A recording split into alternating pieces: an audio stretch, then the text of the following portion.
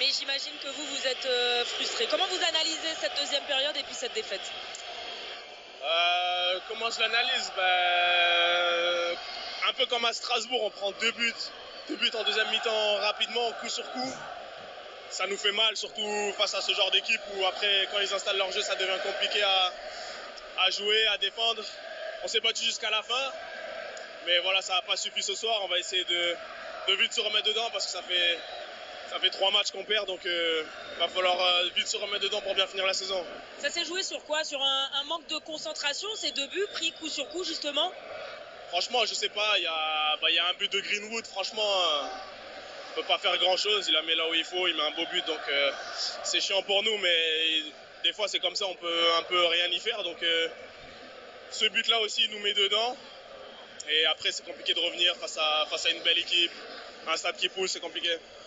Bon, faut rebondir le week-end prochain. J'espère. C'est ce qu'on vous souhaite. Merci Franck.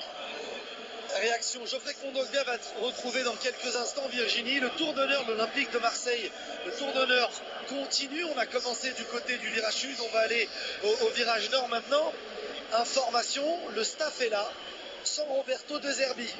Pour le moment, on avait l'habitude de le voir comme un vrai leader pour emmener son équipe, pour insister, pour vivre ce moment-là. Tout son staff est là. Mais le technicien italien, lui, est retourné au vestiaire il y a quelques instants.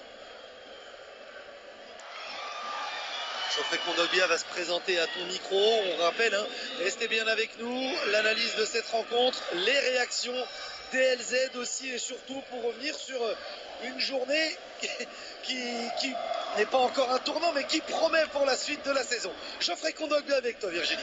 Bonsoir Geoffrey, la victoire était quasi obligatoire ce soir, déjà pour mettre fin à une série de 3 défaites de suite, ensuite pour prendre la deuxième place et puis pour éviter la fracture avec les supporters, d'autant que vous avez eu une semaine agitée. Comment vous réagissez à chaud ce soir après ce succès? On est plutôt content parce que la réalité c'est que il y avait 3 défaites, donc là on retrouvait notre public. L'important c'était de gagner et de retrouver les 3 points. Je crois qu'on y a mis les ingrédients.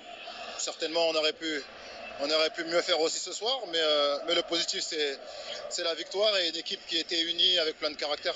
Toulouse vous a mis en difficulté en première période et puis vous avez complètement fait sauter le verrou en deuxième. C'était quoi la clé?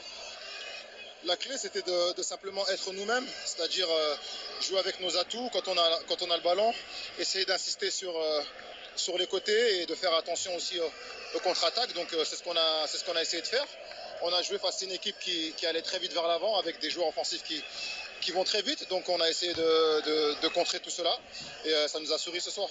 Merci.